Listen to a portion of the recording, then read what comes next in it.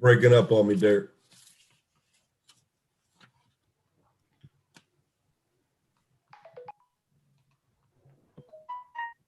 Good.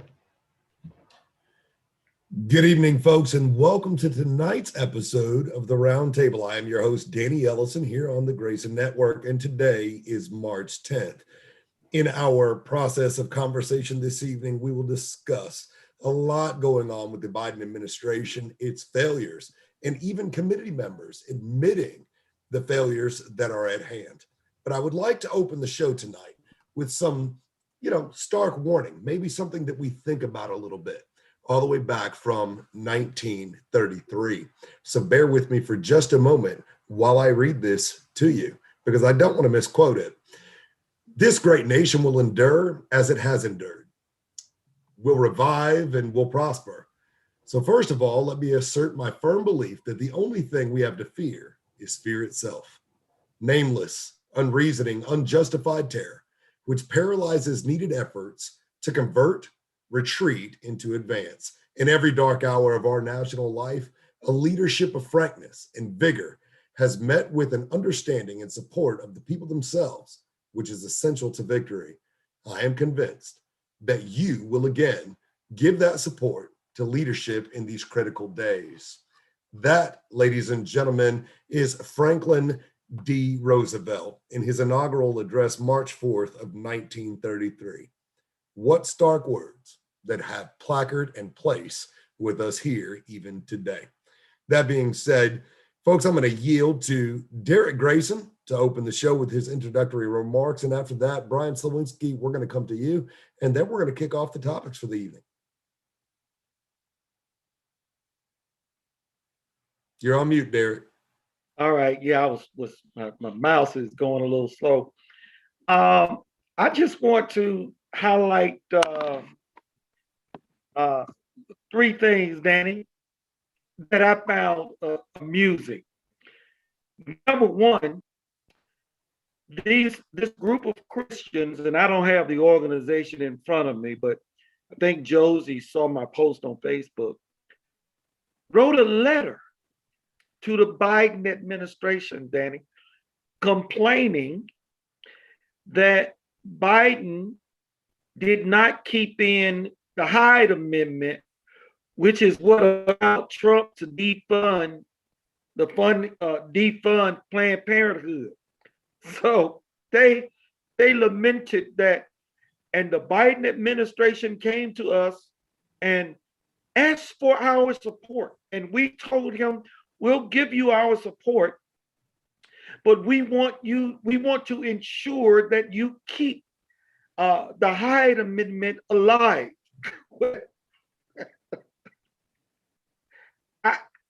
I cannot believe that they were upset that Segregation Joe didn't keep his promise, or most politicians for that matter. And then another one, Danny, I heard today was teachers unions have advised teachers during spring break not to be photographed on vacation because it might be used against them for parents who are complaining that they have no daycare. So, I mean, this stuff is comical. And the third thing, it has been 100 years since a president has gone 7 weeks, count 7 weeks, 7 weeks without speaking to the press. I'm talking a press conference. I don't mean the mumbling that Segregation Joe does. I'm talking about a full core press briefing. 100 years.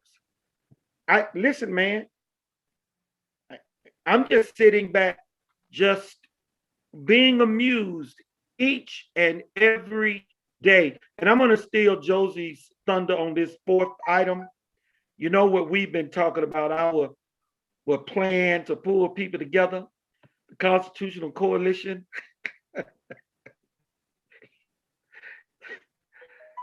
the Democrat, the unrepentant Democrat who claims that his party left him, Vernon Jones, is starting up his own group called America Wake Up.us.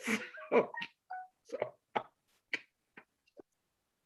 the Democrat calling on Republicans to join his group. Okay, I've had enough fun for the day. I'm going to shut up. I yield back to you, Brother Ellyson. Well, Derrick, I'm gonna tell you this. You may yield to me, but we have an hour and a half for me to come and expound on this conversation. And we are going to do just that, I assure you. Brian Solowinski, coming to you.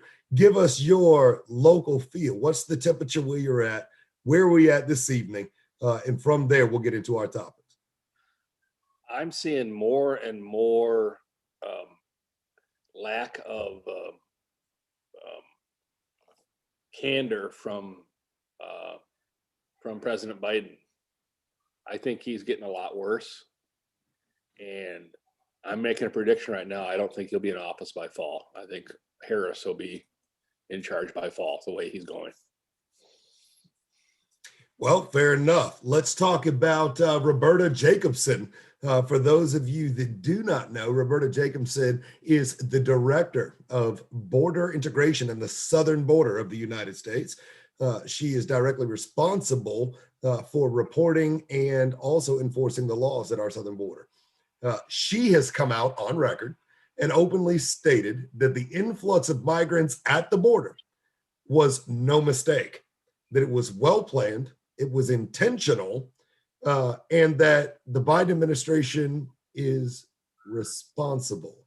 Those are big words coming from a cabinet pick from Biden himself. Josie Cruz, if you were given the opportunity to speak with the director of the southern border and they were to say, hey, Biden picked me, but it's Biden's fault we're having this problem, what would you say? You're muted, Josie. Hold on. Okay. Biden, I don't know what happened with Biden. I mean, Biden cannot even finish a sentence. I don't think he will pick me for nothing, okay? Because I will throw him under the bus. Right. Well, but his cabinet already is. I mean, come on. You know, Ms. Jacobson came out and said, yeah, I'm proud to be a Biden supporter, but his policies have ended us in a crisis at the border. They blamed on Trump, and the only crisis at the border with Trump was there weren't enough contractors to build the wall, and it was a slow process. But Josie, what does this look like when his own appointees are turning on him? Listen, he brought back the cages. The cages are up back again. So, and the media is quiet. The media is not saying anything. I found out more about the administration, about the border, the border and the South with the Epoch Time, who are giving us a little bit of detail here and there. And the media is not saying anything about those cages. Remember, they used to blame Trump for those cages. When Obama was the one who implemented, President Trump put them out and they brought it back again. They are promising the Latinos. I was watching the news the other day on my other job, saying that Biden is letting these people come into United States, but they have to follow the way of doing it. And then I'm asking myself, wait a minute, we have been doing this for the last 10 years? I mean, you gotta go in front of the judge, they gotta interview you, they gotta see if you qualify or not qualify. What is the big change? And these Latinos are coming here thinking the situation really changed, but it changed for the good, for the traffickers and for the coyotes, but not for the people who are seeking, they're seeking to fix their situation here. It's manipulation. No, and I absolutely agree with you. And I think that kind of segues into what we're seeing happen with the press corps and the Biden administration. So Derrick, coming back over to you, let's talk about this for a second. We've witnessed here over the last several weeks, which is almost comical. Derrick, you were the one that brought up the 7-week long-term non-press addressing president that we have right now. And the truth is, even today, when Biden was presenting a little bit of a conversation, the press went to ask him questions and they were ushered away. The press is being deflected, and the administrative staff for the White House will not allow Biden to take off-the-cuff questions. What is really going on here, Derrick? And I think Brian might be onto something. And, Brian gives it till the fall. I don't know if it's going to take that long. Hey, man, that thing, man. Listen. Okay, that was Joe Biden invitation, segregation Joe invitation. But wait a minute. So last week, and I shared this, Joe Biden was live on TV. It may have been CNN or MSNBC, one of them. And they asked him, would he take a few questions?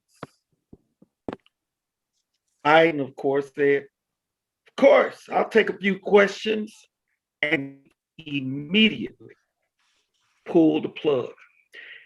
And in my post, I put, I could see it now.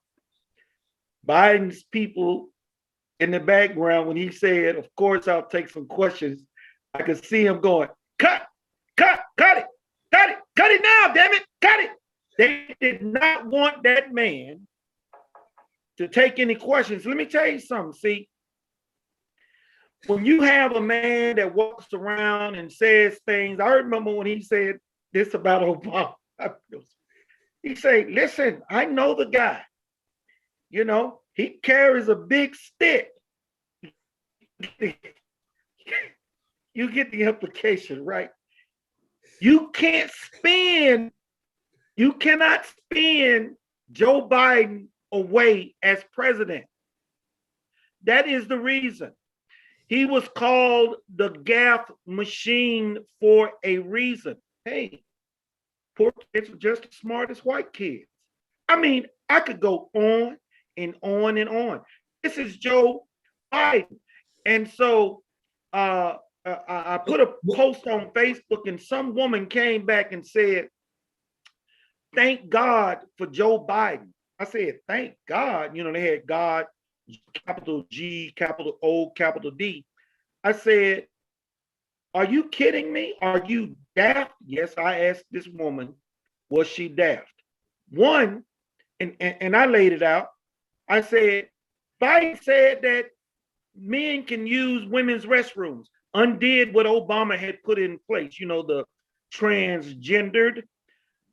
Biden cost jobs the very first day he got in office with the pipeline. Joe Biden pulled back on all that Trump had done to shut the door on illegal immigrants, and to date, over 100,000 have come across the board. 100,000. Well, Derrick, we can explain why that happened. So, and Josie, I want you to interpret this and make sure that I'm right in what I'm getting ready to say here. And I'm not trying to cut you off, Derrick, but you led to a very important point here. So we were just talking about Jacobson, right? The Southern District Boundary Commander, if you will, for the border. And she misspoke. This is all over the news banner right now. 49 minutes ago, breaking news. She mistakenly reported on live media that was broadcast all over South America. And her quote is, La frontera no está cerrada. Instead of saying the border is closed, Josie, what did she say? You're on mute. You're on mute, Josie. The border is wide open. That's what she said. Exactly what she said in Spanish. So, folks, I was worried about my own Spanish lingual, but now you're hearing it from Josie. Her quote was, La frontera no está cerrada. The border is wide open. No está cerrada means the border is not closed. That means it's wide open. Okay. So this just came out in the last hour on Polictics.com. This is what the Southern Border Chief just said to all of South America. Oh my Lord, have So- mercy. No, We're gonna have nobody's an surprised. invaders. So Derrick, coming back to you, I'm only saying that to vilify and verify what you're saying. Like what you're saying is absolutely true. But how do you make that mistake? How do you make that mistake as a director on the southern border? You can't become a border patrol agent unless you are trained in Spanish. How do you make that mistake? Well, people like myself that are ignorant and can't speak Spanish, I wouldn't have known what she said, unless, of course, they had subtitles. So she said it to whomever was the intended audience, Spanish-speaking people looking to come across the border. That's all I can surmise. But I know what Joe Biden is doing. And when I first saw this, I put this is a backup plan in case mail-in balloting fails. So the allowing those that are still under sentence in states to vote, felons can't vote while they're still under sentence. Now, in most states like Georgia, upon release from your sentence, I don't mean you get out on probation, I don't mean you're out on parole, I mean when your sentence is complete, your right to vote is automatically restored in the state of Georgia. I can't speak for other states, but Joe Biden is trying to make it so that people who are still under sentence can vote. These are guaranteed votes for Democrats, Danny. Everything that Joe Biden, and I think that Joe Biden, as Brian said earlier, he won't be in office by the fall. Joe Biden is going as far as he can, as fast as he can, before he is done. They're letting him do all of the dirty work. And when that dirty work is done, they're going to say, look, the old guy is losing it. We're going to bring it back to some semblance of respectability, responsibility, and we're going to elevate Kamala Harris. But the damage will have already have been done. And that's what people are missing. Let me tell you something. See, I couldn't go on Fox with Juan Williams, and I'm going to shut up with this, but I got to say this. Juan Williams said, look, Congress is working. They passed a $1.9 trillion Corona bill, but nobody on the show would say, Juan, are you daft? Are you a blithering fool? Only 10% of those funds are going towards Corona relief.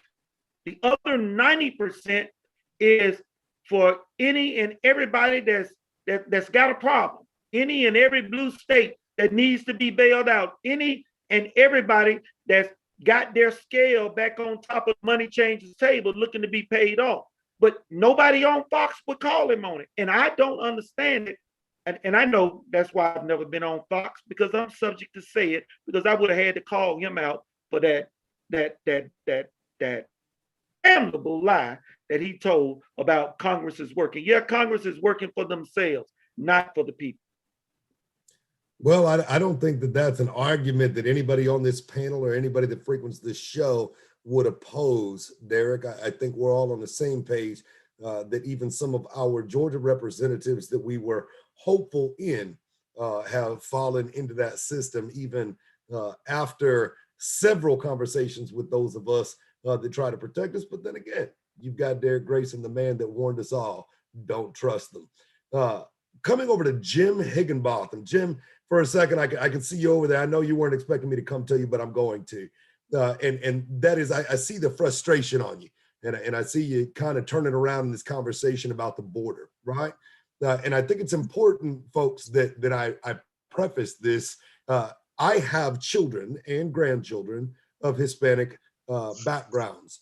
The last name Rosas, Hernandez, and Barrera from Honduras and Mexico are in my family. I am not anti-Hispanic in any way, okay? At all, period, dot. So don't get the Southern twang twisted because I comprehend Espanol. That being said, Jim, coming over to you, it is absolutely insane to me that we have delegates and appointed members of the federal government that are directly responsible for overseeing our southern border, in which we have officers that are laying their lives on the line, literally people being killed down there, defending our southern border. And the director appointed by Biden misspeaks by saying the border is not closed. She did not misspeak. The border is wide open. And with as far as the immigrant situation, of course, legal is different than illegal. And I'm sorry if, you know, anybody's coming illegally, but it's not the way that we do things or have done things. Now it sounds like it's open for you can bring anybody you want to in, and they're not getting tested for COVID or tuberculosis or anything else. They don't care about a damn thing except for ruining this country. Back to you, Jim. Thank you for that contribution, man. You know, that's what I love about this show is you can bring normal everyday folks. I'm coming to you, Josie. I see you. You know, you can have normal everyday folks here on this panel at this round table, and it's just like we're having dinner minus the food. But really, it's food for the soul. It's a lot of thoughts that come out, and all of us have different ways of saying things. But what Jim just said was beautifully stated. And there you go, Brian. I see your pizza over there. I've got mine downstairs, but as the host, I'll wait until 8:31. Josie, coming to you. Listen, this situation that we have with the border, we need to remember what happened 2 or 3 years ago in the south part of the continent, which Venezuela. I don't know if you guys remember when Venezuelans start fleeing Venezuela from the south border of Venezuela, crossing across Colombia and Ecuador and Peru and Bolivia and Chile, all the way to the south, okay? That, when I was speaking to one of my my friend who is a political, he got a degree in political science, he was telling me, Josie, you need to understand that what they are doing with the Venezuelan, they are just exercising to see how they're gonna implement this strategy in the future to United States. And I'm talking about 2 years ago, okay? 2 or 3 years ago. The Venezuelan situation was just an exercise to see how the other countries were assimilating them, were welcoming them, or, you know, so, because Venezuela used to welcome a lot of other immigrants, but in the legal way. But this time was illegally because they were crossing the border, and that's it. And in this case, the media here in the United States is helping the communists. Anybody who doesn't call the Democrats a communist, they are in denial, and they are not only in denial, but they don't want to accept the reality that this is a communist agenda. Why? Because when these people come across and they cross our south border, they come with the intention of changing our country, but not only changing the country in the culture, in the language, but in the political way too. They want America more socialist. They want America more communist. How they coming from their country. They want America to become how they are used to live with. I mean, they admire when they come here. Let's jump in for a minute. Let's highlight something you just said, right? So we often, as the conservative base, make accusatory statements towards Democrats. But the truth of the matter is, from my observation, what is actually happening is not democratic at all. This is more a leftist, extremist, and elitist position that is unfolding. I have personal friends that are Democrats that are very strong conservatives that voted for Trump because they were but the reality, Danny, the reality is the Democratic Party is being overtake. I mean, it's been taken. The leftists, the government dependent people, what we call communists, they are in control of the Democratic Party today.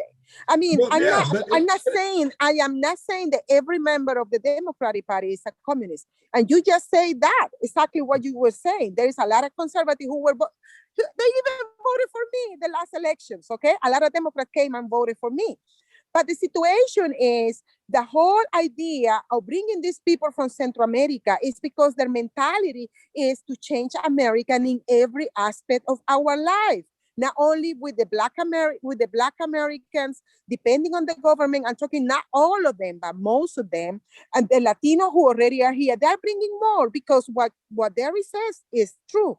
They are just, in case the absentee ballots is not working. Remember, here in Georgia, they want to give license to illegal immigrants. Okay, and you just go with your driver license and you vote here in Georgia.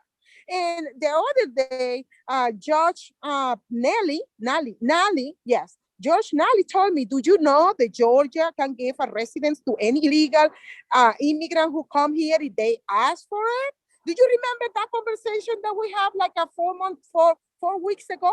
I mean, Georgia is going to be affected directly with these people who are crossing the border because they're going to be bringing more Latinos here because of the facility of the driver license, of the possibility of giving them a legal residency in the state of Georgia, because that's part of the law of Georgia.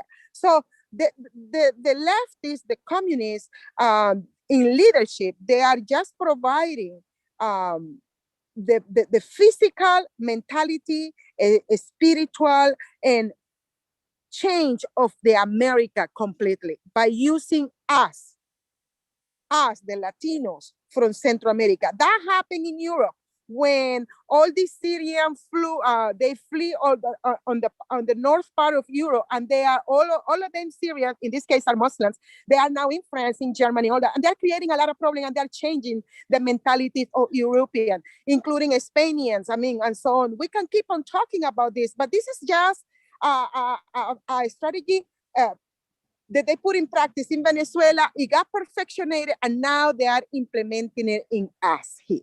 Well, folks, I'm going to tell you, Josie, thank you for that, and I appreciate that. We're going to shift topics, and I'm going to tell you, man, Josie Cruz is my sister, y'all.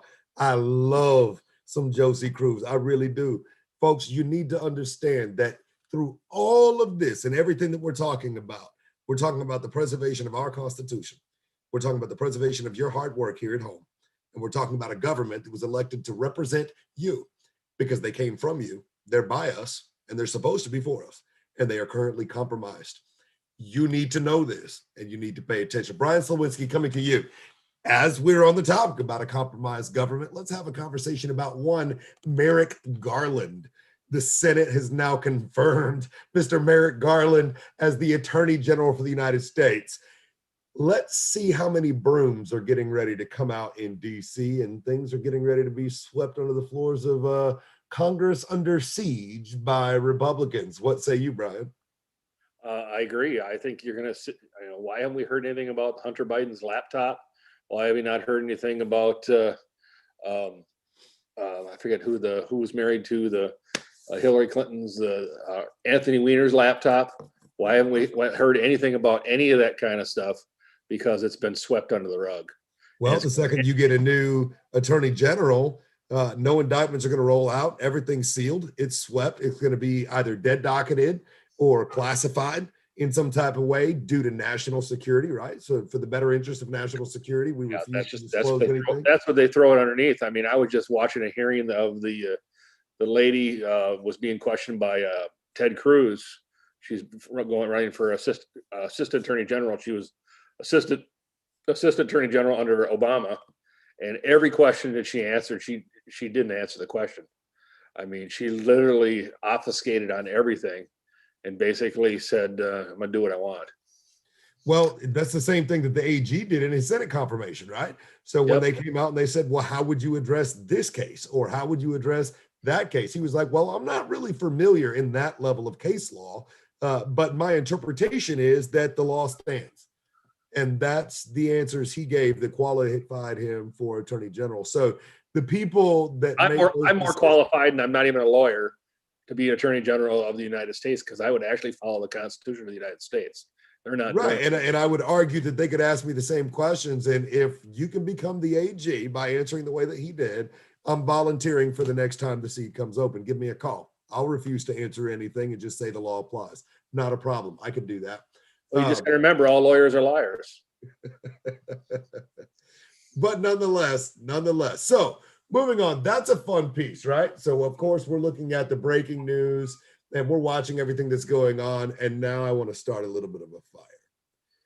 I want to see how irritated I can get Derrick Grayson. Folks, it's been a while since we started a fight on this show. So I want to talk about Derrick Grayson's 100% like burning in his soul rival. And he doesn't know that I know this. Let's talk about Governor Cuomo and everything he's doing up there in New York.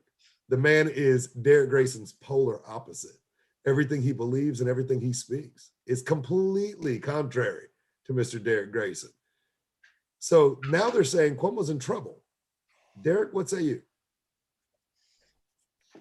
Cuomo, they are trying to get him out of office. They would prefer, and when I say they, I'm talking about Democrats. They would prefer that step down because, and I say this to everybody on this panel, they don't want the truth to come out about what happened with the nursing homes. Let me explain why. It's not just about his callous attitude.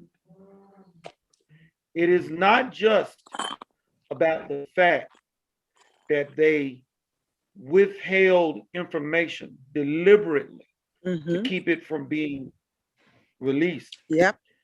It is more about, we don't want the lies to be found out about what these people actually died from. Because if they that go right in, there, Derrick, was my point when I said he stands against everything. See, your nickname is TMOT for a reason. And Cuomo is completely opposite to who you are.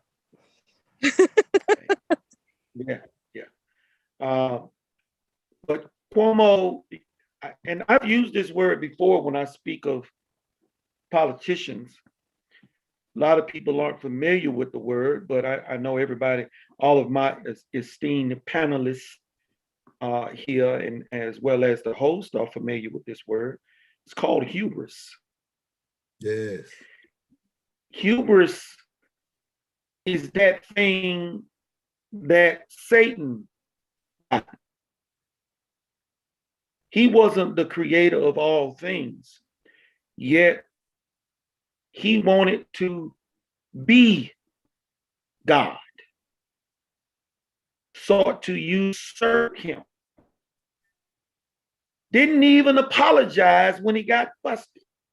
Took a third of the angels with him. Cuomo is full of hubris. I'm the man. And listen, his brother, the TV anchor, he doesn't fall too far from the tree. If you listen to how they talk, things that they say, his attitude towards women, then you will understand what I'm talking about. Cuomo going in on Piers Morgan over this nonsense with Megyn Kelly, defending her, so to speak, when she brought up race. Woman, ain't nobody, anyway, I digress. Hubris is what is going on with Cuomo. He will stay in office. He will take them all down with him. And basically what he's saying to him, Danny, is somebody got some background noise. But Geraldine, he's saying to them, Geraldine, your Danny, mic came undone. Geraldine, I need you to mute. Thank you. Derrick, continue. what he's saying to them is, if you don't continue to cover for me, all of us gonna burn, baby. I'm not stepping down because I got sticky fingers like Segregation Joe. And I don't mean sticky fingers from stealing stuff. So Cuomo, he's not going to voluntarily quit. He's made that very clear. And there will be no criminal charges brought against him unless other people go down with him. That is the nature and the level of his character, one of much hubris. Well said, Derrick. I was hoping for a little bit more of a fight and that maybe I'd get you fired up, but don't worry, the next topic will get you. Brian Slawinski, I see you over there burning. I'm going to hand the Cuomo over to you. It does kind of sound like a disease, doesn't it? Like you caught the Cuomo. The Cuomo COVID. That means if you go to a nursing home, you'll die, because that's pretty much what he did. Is he put people in nursing homes there. People who are 65 and older are most sensitive to the COVID-19. What did he do? He put people in there who were positive, and it went right down like wildfire in all the nursing homes. I forget the lady's name. The lady that's on Fox News, the weather lady, Janice Dean. Both of her in-laws were part of that too. They died in the nursing home, and she's kind of taking that fight a little bit. So, Cuomo's not a disease. He's a disaster, and the longer he's in office, the better it is for Republicans. But it's bad for the people, because what he's doing is he's working on taking the Democratic Party down with him in New York, and that's for that reason it's good. Well, folks, if you're offended by my suggestion in names and in references, please forgive me. However, I am not inferencing the name itself. I am simply saying the ringing of that name constantly in the ear does not come with positivity. And our brothers and sisters in New York are being trampled by that name. Just to add to that too, my wife was actually put on deployment. She actually went up to New York for 4 months as part of a medical team treating COVID patients. And they did not utilize. The governor had all the information, had all the resources. They had the whole Jacob Javits Center available for COVID patients. They wouldn't use it. They had the Hope ship up there to use for COVID patients. They would not use it because they wanted the money to come back through their channels, through the hospitals where they get their money. Their kickbacks. And that's why they never got used. So that's something you got to remember about New York. New York is very corrupt. Absolutely. Ventilators never got used either. Everybody just forgot about that fiasco. Yep. So that was a genocide. That was a genocide going on in New York. Like the same thing I say with the Black community and the abortion. It's a scheduled genocide, and the way to fill that gap is bringing those illegals from Central America. So I'm sorry to say it like that, but that's the truth. Well, folks, here we go. Josie, thank you for contributing. We could have the darkest hour or we could have the brightest hour. And the truth is, it is all relative for us. The conversation of darkness versus light is imperative so that we can identify what light is and strategically hold on to the values that we hold to be true. That being said, let's return to where our hope lies.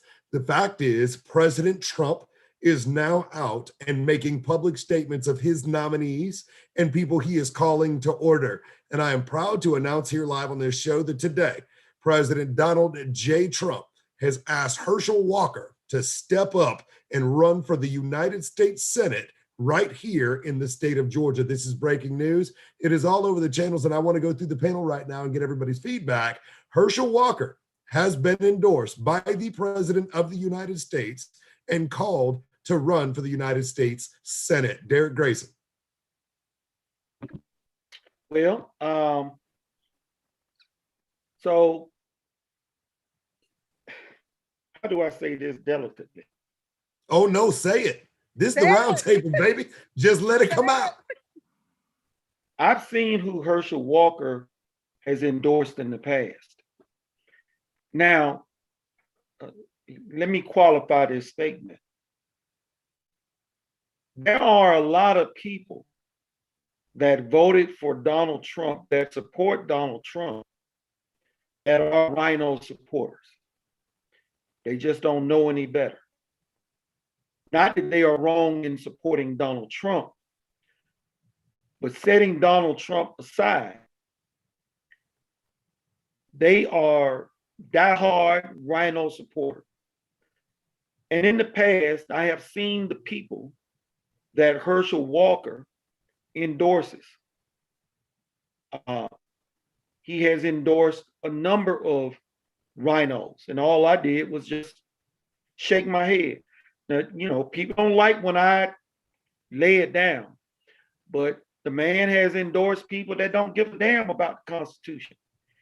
When you don't understand the Constitution yourself, it's hard for you to recognize somebody else that's going to Washington, D.C.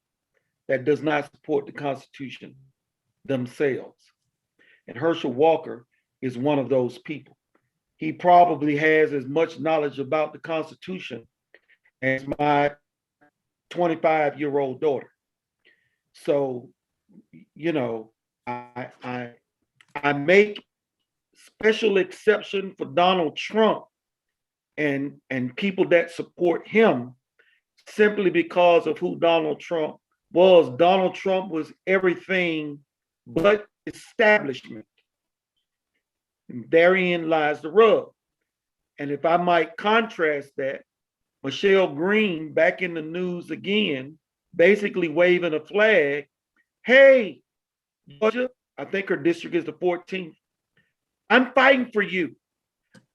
I stood up and introduced a motion to get them to break and let's not pass this $1.9 trillion.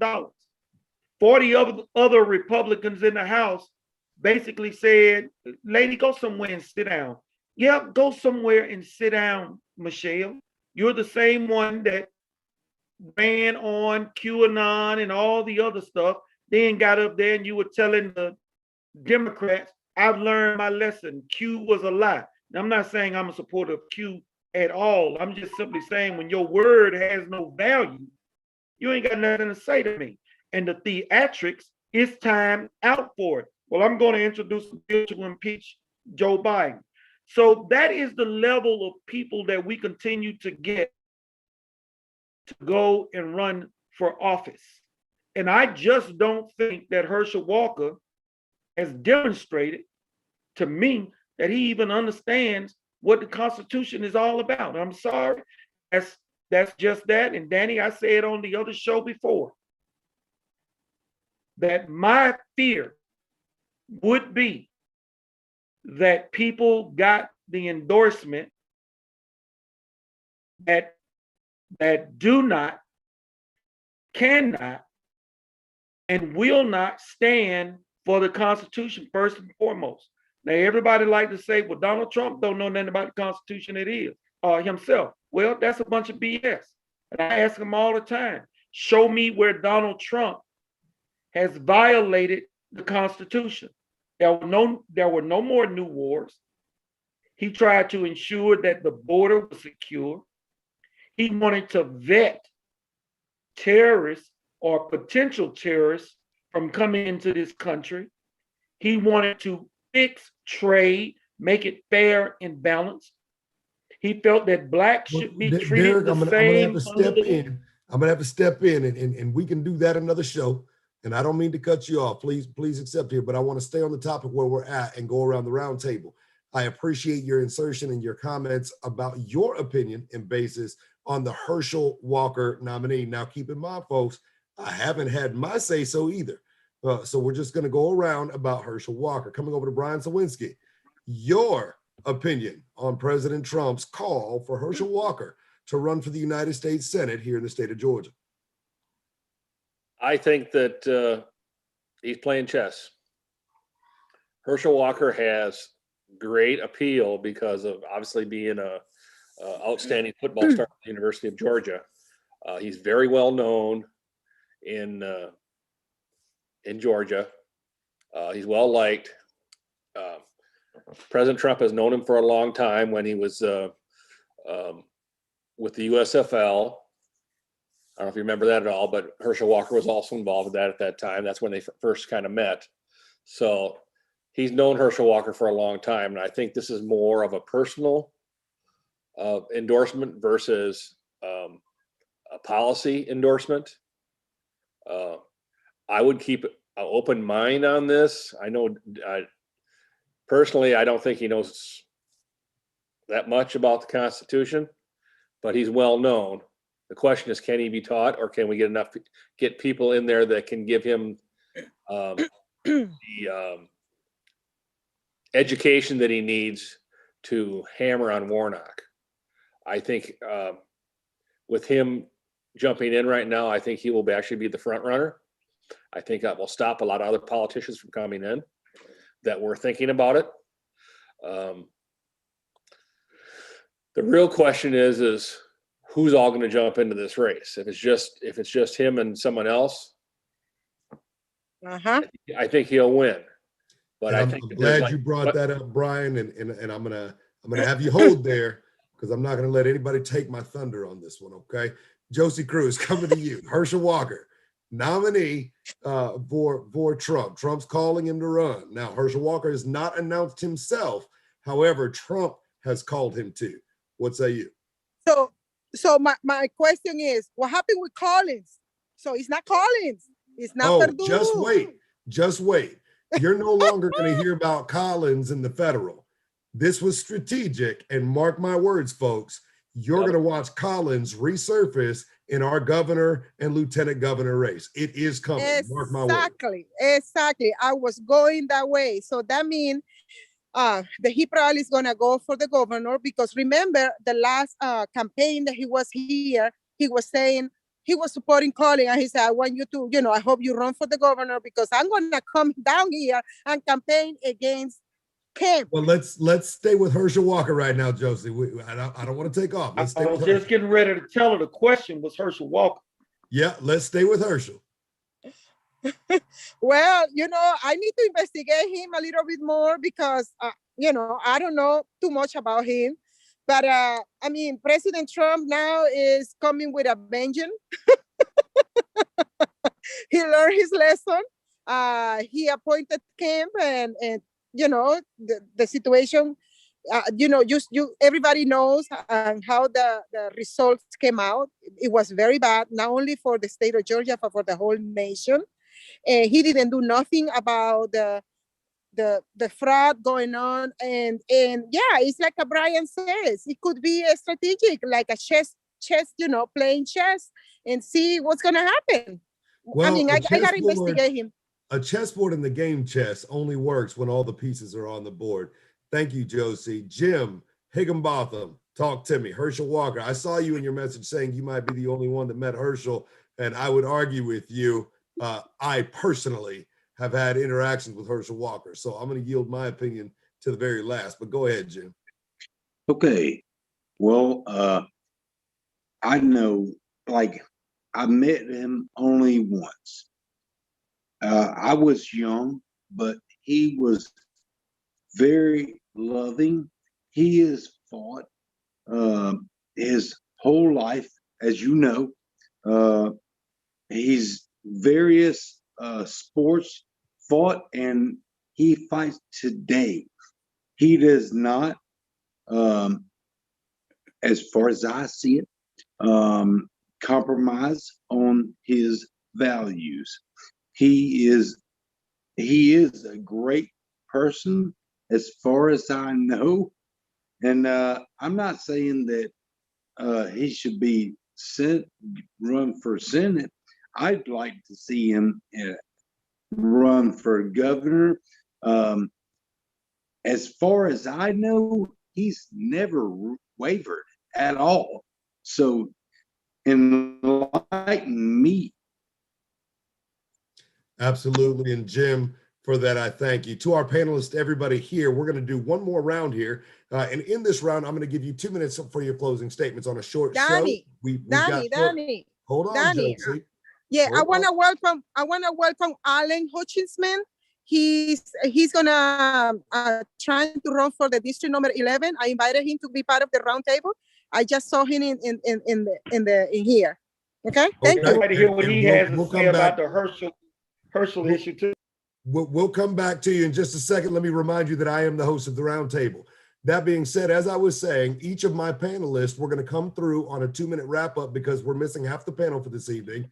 Alan, I do see you there. And thank you, Josie, for the introduction. So first, I'm going to yield 4 minutes to Alan to be able to respond to the Herschel Walker conversation and introduce himself to our guest and our viewers. Alan, the table is yours.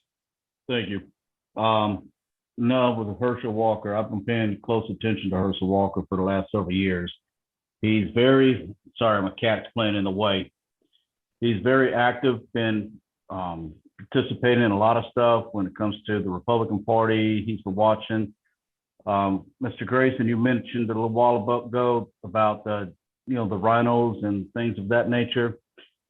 Up until Trump came in office, we really didn't have a whole lot of choices when it comes to who we were going to vote for, what parties they were in, because basically you just had Republicans and that's about it. Now we have choices. Herschel Walker has made light and mentioned that he is looking at possibly going for governor. And I find it striking that Trump would ask me to run for Senate instead of the governor's spot. I'm curious to see how he reacts to this on a personal level, being as him and Trump are friends. But I don't know. I think Herschel would be a good candidate for either spot, to be honest with you. He carries a lot of weight, a lot of clout, a lot of volume with him. He's going to have a lot of followers. People are going to vote for him because he's Herschel Walker. People are going to vote for him because Trump endorsed him. So you've got two positives coming out of this. How deep he is into politics, I'm not exactly sure. I followed him, like I say, a little bit here and there, but not extensively, just enough to know that he's pretty savvy when it comes to the politics. He knows how to work people. He knows how to talk to people. He's got charisma. He's a great leader, and people will follow him. That's the thing. So now it's just a question of how far will he take it and which direction he wants to take it, because, like I said, he had mentioned running for governor, not Senate. So that being said, Alan, thank you for your contribution there on Herschel. But if we could get to talking about you for a second. Danny. I know where I think I know where you want to go, Derrick, and I'm going to get there in the closing. But I've got to give Alan his time. I don't want to wait till close. I want to say it because my name was mentioned. I want to say it while it's fresh on my mind, because I've heard some things that are somewhat disturbing to me. I've known many people that had charisma. That don't mean that they needed to be in office. And to say that Georgia has never had any choices. Eugene, you and I were both on the ballot in 2014. And as was I don't know if you were in Georgia in 2014. Well, I was on there in 2016 and 2020. So to say that Georgians don't have choices, that is part and parcel to why Georgia is so screwed up in the first place. People think they don't have choices when they do have choices, but you have to research. And you probably don't even remember seeing my name on the ballot, not even for 2020, to say that Georgia didn't have any choices. We have always had choices in the primary, but we go for the guy for the same reasons that you just mentioned, Alan. He's got charisma. He's well liked. Everybody knows him.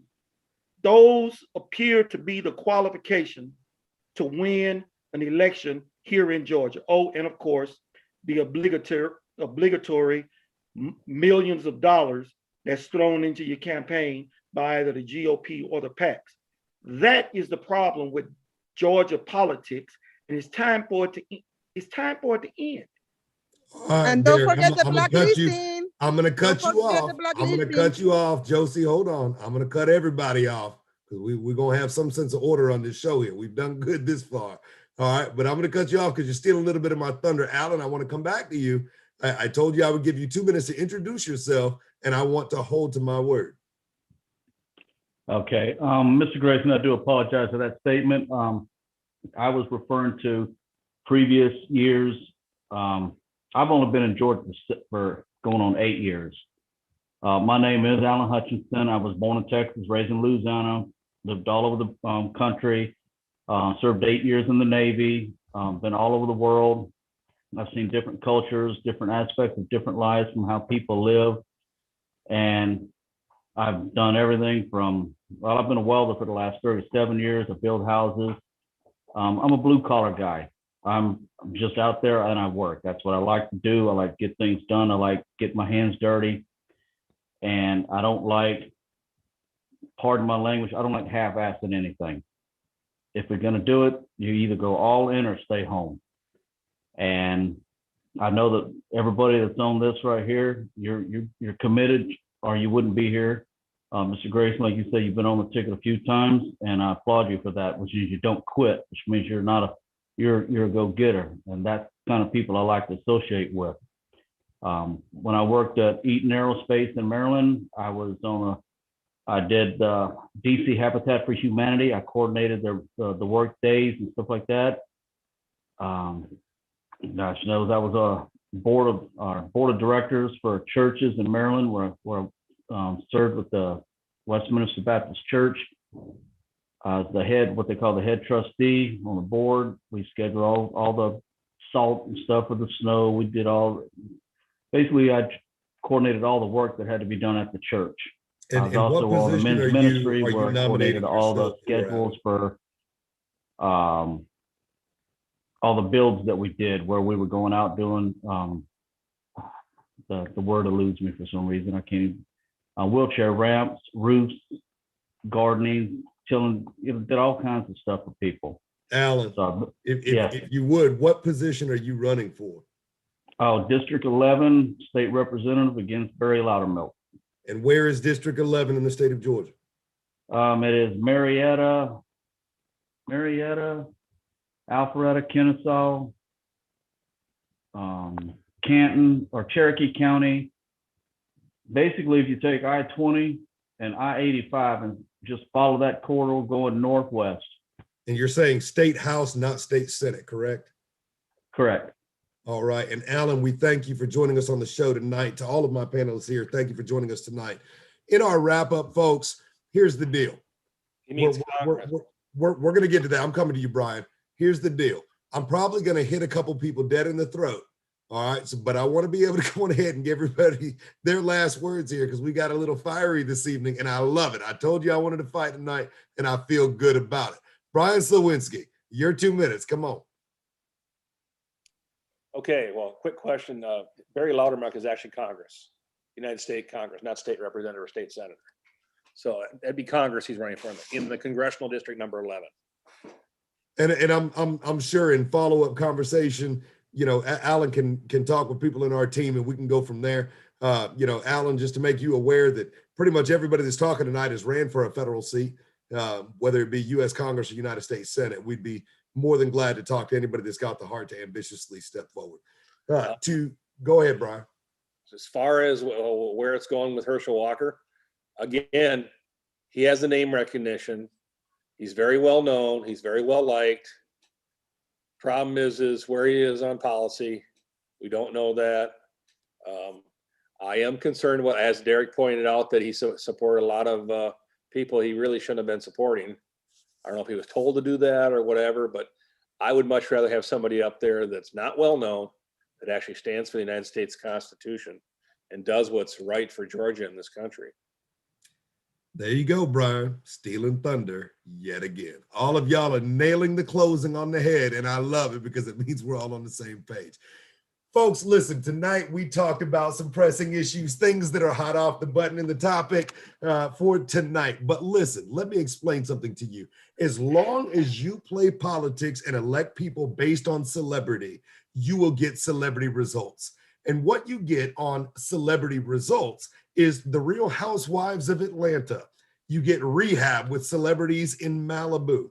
You get people getting snatched in and out of federal courts, getting kicked out of their houses, cities, and states. You get people being indicted for bribing college institutions to create false scholarships for their children. The day that you get tired of your corruption in government is the day that you will elect free-born, free-walking, and freely electable people to represent you because they are you. Why in God's name do you keep voting for people that are nothing like you? They cannot represent you.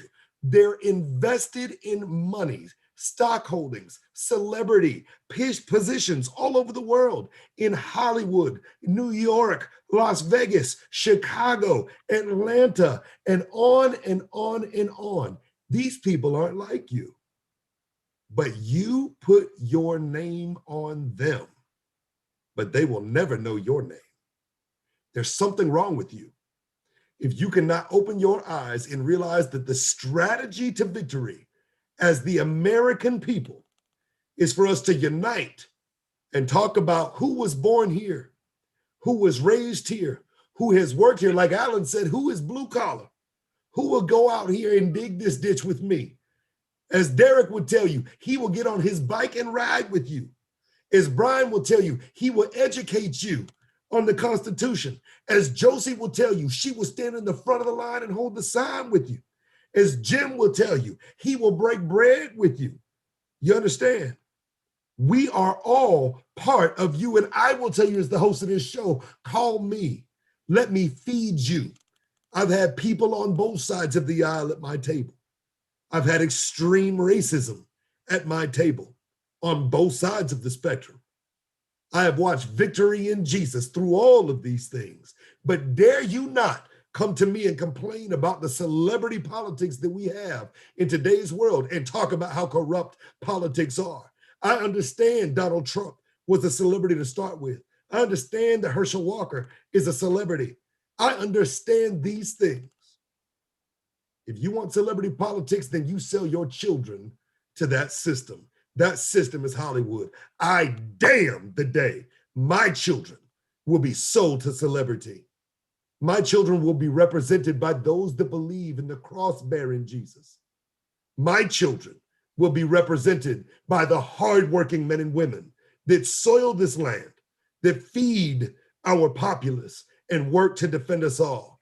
I myself have worn boots and I have served in foreign countries. I am a veteran of this nation's military. I will not sell my children, my neighbor, my soul, my brother, my sister, my parents, or you. Celebrity has no place at the table of politics. Restoration does not come from popularity. Restoration comes from service. Service is where restoration comes from. Stop voting celebrity.